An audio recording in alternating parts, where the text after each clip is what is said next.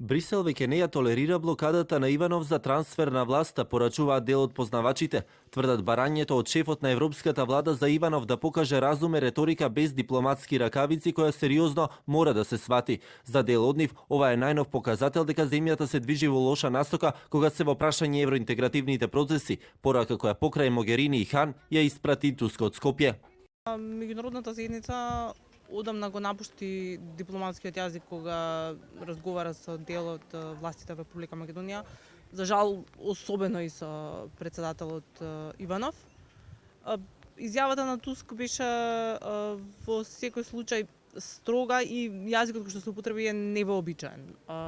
Значи користење на зборовите здрав разум и така натаму не ни даваат многу надеж за тоа дека нашите односи со ЕУ се развиваат барем во некоја позитивна насока. Кога ќе го гледаме веројатно после неколку години, ќе биде период на најзаладени односи кои што постоеле помеѓу Европската унија и Република Македонија.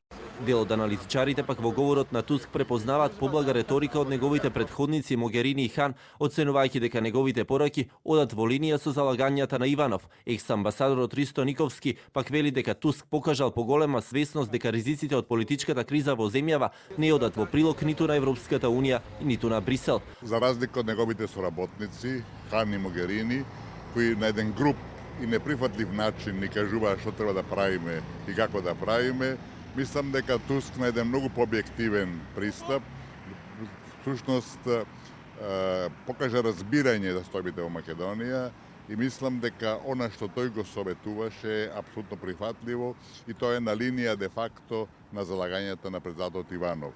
Веројатно се свесни дека и заради мигрантската криза која веројатно ќе ескалира сега, и заради состојбите оваа држава не е интерес на Брисел да дојде до понатамошно продолбочување на кризата. Посетата на Туск во Македонија различно ја толкуваат и политичките партии. Од ВМРО ДПМН велат дека таа била само уште еден ладен туш за СДСМ, бидејќи според нив земјава се уште има евроатлантска иднина, додека од СДСМ пак пораките за здраворазумно постапување ги толкуваат како сериозни, особено за председателот Иванов.